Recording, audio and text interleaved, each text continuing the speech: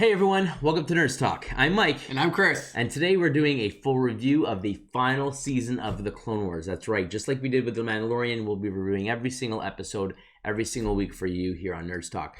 So with that, we're going to be reviewing today episode 1, The Bad Batch. Yes. So let's get into it. So what did you think of this first episode? Right off the hop, very excited that they brought it back. Yeah. Definitely lots of stories that they could continue on from season 6 and so on.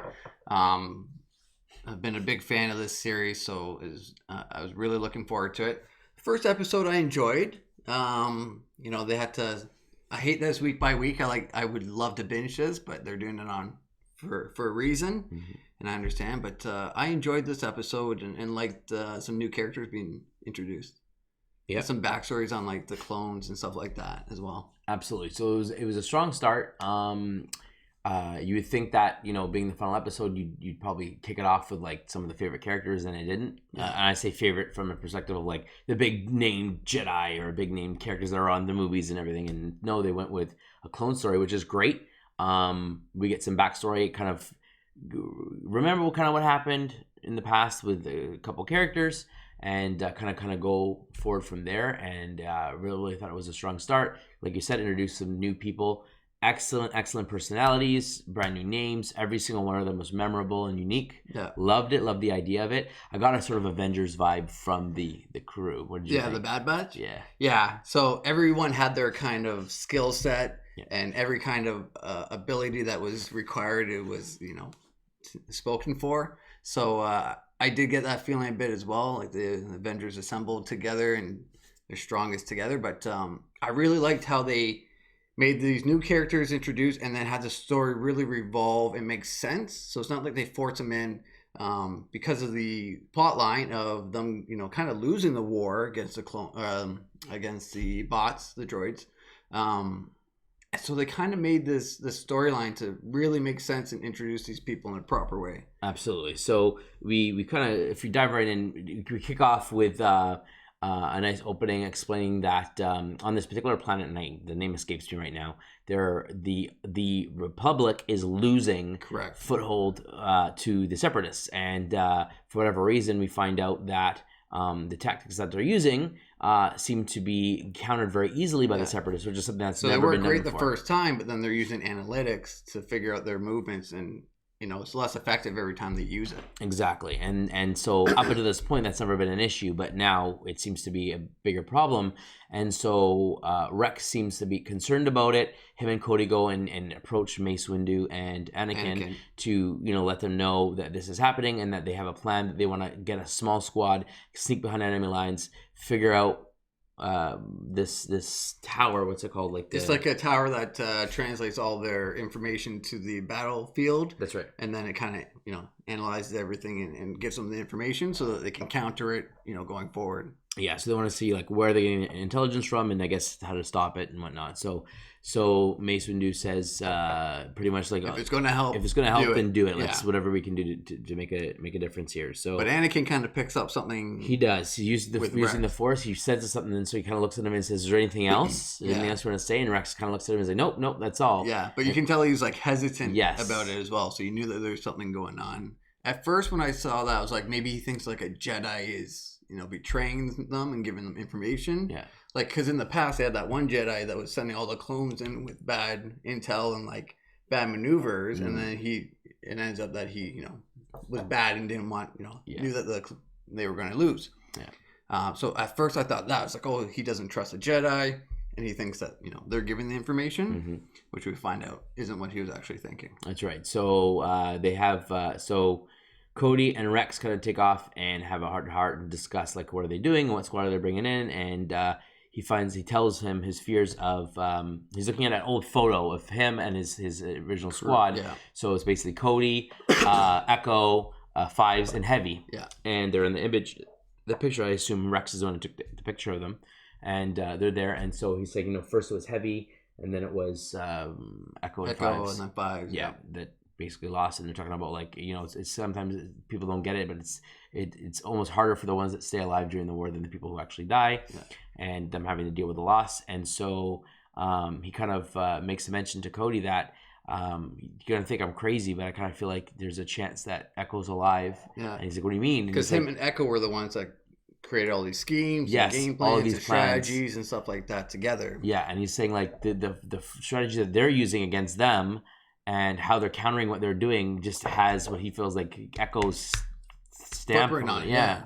So he has a suspicion that could he possibly be alive? He knows it's crazy, but he wants to find out. And so Cody says, well, he's bringing in the squad, Squad 99, his experimental squad. And it's funny because 99 is actually named after that deformed clone from the earlier season who was in the room who couldn't participate. He was all That's like, right. He's like the kind of janitor, like helper. yes. Yeah. So he was clone number CT99. Yeah. And so they named this after him because this is basically an experimental squad where they have genetic mutations. That's very, like his was an accident mutation, but this is like purposeful mutations, experimental to see if they can augment their abilities to do specialty stuff. Yeah, that they're looking for, super strength, whatever it may be, super smart. Yeah, etc. So it's a very, very smart naming convention, and so they bring him in, and he says they have had a 100% success rate, and Rex makes a mention of like, but I hate how they do business or whatever. Yeah, he doesn't agree with their tactics, even if they are successful or whatever it is. But and then it shoots over to a cutscene of them just flying by with no regard, like people are getting out of the way of the path of their ship, and then them doing a smooth landing after, but they came in hot, that's for sure. And so out pops the first of the crew. The leader is Hunter. Yes. And he comes out looking very Rambo-esque with a red headband and kind of half-face tattoo-y. Definitely like what I would look like Rambo. Like that's in the woods and getting there. He has a specialty knife that he uses and stuff like that. And it's just really, really cool. Well, I guess they all have knives, but just he likes to use his knives a lot. And he's very similar to Rex because he has the double guns as well. Yes. So they're both the leaders of the commanders. And then, a lot of similarities between the clones, but I love the reaction of the clones, seeing the other clones being like, are these really clones? Like, yes. They don't look anything like us and stuff like that. So because they're altered, their face is different for each one. Their voices are different because, again, they've been genetically altered. So you have Hunter being the leader, who looks the closest to what the traditional clone looks like with longer hair. Then you have Wrecker, who's like basically the Hulk of the group. He's really, really big, at least 1.5 times the size of a regular clone. Cool helmet too. Yeah, very cool helmet. Very, very strong. We find out later he's got super strength. He can lift the whole ship by himself. So it's very Hulk-like, right down to the bone. He's very brash and very like head first and just want to smash things essentially. He seems to have like a busted up eye, I guess, from the genetic mutation or maybe from battle. We don't know. That look kind of clouded and whatnot. So we have him. We have Tech, who's the guy who has glasses and like this crazy buzz cut, and he's a very, very smart, brainy guy who thinks very fast, is very good with math, very good with numbers, good with technology. And then of course we have Crosshair, who has his helmet with a crosshair on it. When he takes it off, his actual eye has a tattoo of a crosshair, and he's got super heightened reflexes and aim, where he can basically shoot, and very much like a Hawkeye. He can aim and hit anything. He never misses his target. Or bullseye from Daredevil, depending on what you want to compare it to. But yeah, he's definitely got his skill in killing and weapons and stuff like that. So that's his specialty. And then we find out later on that Hunter's specialty is that he can feel his the energy are very heightened. Yeah, so he can feel energy from throughout the planet. They said like he can sense where the enemies are away. And stuff, like things that like our equipment don't pick up. So again, each clone is genetically altered to have specialty abilities that help support each other and essentially and make a really tight-knit squad. Pretty much an ultimate team. Yeah, absolutely. So they're brought in when they're called like the suicide. They even make a mention of being the Suicide Squad. When everything looks like it's hopeless, they're the ones who go in and they generally get it done. So which I wonder if we'll find out if there was a fifth later on that they just don't really mention until later or something like that. I feel like there's always like 5 clones in a team together. Maybe it's just because of all the other ones are kind of 5 names, possible. But it's possible. Well, I mean, if you look at Republic Commando, that old video game, it was a group of 4. That's true. Commando clones, right? That's true. But yeah, I mean, I can see that. It'll be interesting to kind of get more information about this batch and stuff. Or is there more genetically modified guys going out there? They find that these guys are super successful. Are they going with trying different ones with like specialty robotic arms and cyborgs and who knows what else they're gonna do? Yeah. So really, really excited to see where they go with that. The crew is very, very different in their tactics and how they approach situations. They have definitely different personalities, different tempers. They're not programmed the same to just blindly follow orders. So I think they probably don't have the chip. Oh yeah, or a 66 chip. I'm guessing. I would think, yeah, that they don't. Yeah, I would think maybe the Republic was actually controlling this this clone process more than letting it go out to the other factions. Makes sense. So they come in and they're heading off on their mission. Rex tries to take command. He has a couple of other guys there. They kind of get into a scuffle. They call the regular clones Regs. So let's go back. Cody and Hunter actually know each other and have worked together, and they have a good, strong relationship that way. So he introduces the team that's how to they Rex. Exactly. Yeah. So that's how they introduce it to Rex, which is a nice kind of tie-in that there's someone who actually has a bond, knows them. It's not this, oh, this is a team that you're getting thrown in with. Yeah. They actually kind of have a personal relationship with us. So I like that part as well. And so it was nice to see that, Cody actually knew them, introducing Rex, and then going from there. Absolutely. So so they kind of get on a ship. So they have a little bit of a scuffle, and you don't talk the way to Rex and this and that. And whatever. They kind of butt heads, and they realize that technically they're all on the same side. They get on a plane. They head off to their mission. They're going to get to this tower to get the information that we just discussed. And on their way, the droids spot them, and some spider drones start shooting and basically take out the ship, and so they head for a crash landing. Yeah. Wrecker is loving it. He's like, we're going down. We always get shot down. Yeah, loves it. So they crash. It looks like the ship, someone get thrown from the ship, and Cody inadvertently ends up getting, I guess, pinned down by the ship itself. And he's having trouble breathing. He's definitely injured. And so Rex is like, we gotta save him. We gotta do something. So Rex gets up to go do it. And they're like, oh, hold on. Wrecker will take care of it. It's like, what do you mean? He's gonna need all of us to help him. Yeah, he can't get him out by himself. Yeah. He's like, he's not gonna get him out. He's gonna get the ship off him. And so he picks up the ship, moves it over, and grabs Cody and saves him. Everyone's shocked that wow, this guy's really strong. Although he says boom, and then and then everything explodes behind him. Yeah. So then they kind of Rex and the other guys can realize that these guys are special and whatnot, and so so Cody's injured. They kind of take him along with them at this point, and then they see that there's like a tower or whatever, and so there's a few droids there, and they're like, okay, we're gonna head off and try to go at it, and some I guess a battalion arrives or whatever, and there's a battalion that's heading towards them, and so Rex is like, okay, so we're gonna hide it, we're gonna do this, and like, sorry, we're gonna do this our own way. They kind of just get out in front.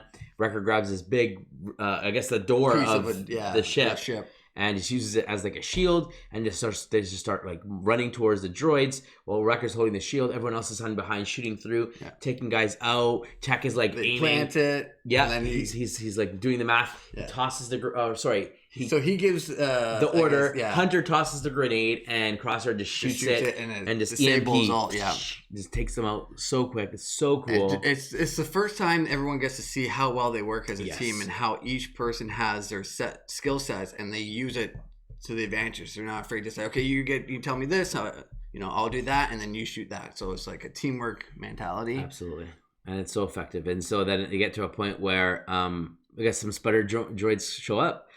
And so Wrecker spins the thing around. They all just run out, and you have like running gun. You have guys just shooting droids in the face, running, rolling. You have, and I think at this point, this is where Hunter comes out, grabs his knife, jabs it into like one droid, then jabs it into the eye of the spider drone.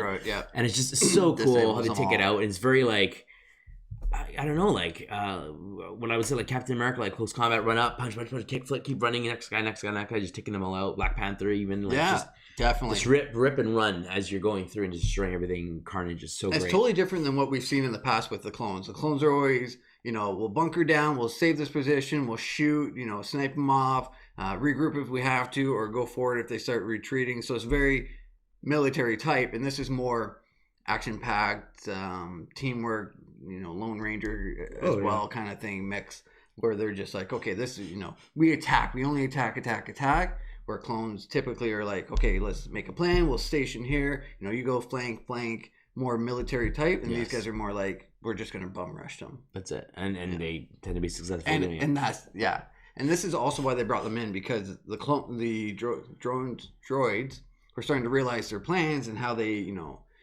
they always calculate, they always do the military type, and these guys are just fly by the seat of their pants. We're just going to attack. Can't predict what's going to happen. And So even throughout the episode, they're like, "Well, we've never seen these tactics before. We've never seen any of this. It's all different. We can't calculate what's going on." So it's always that unknowing that it's bringing this team even stronger. Absolutely. I loved it. Absolutely.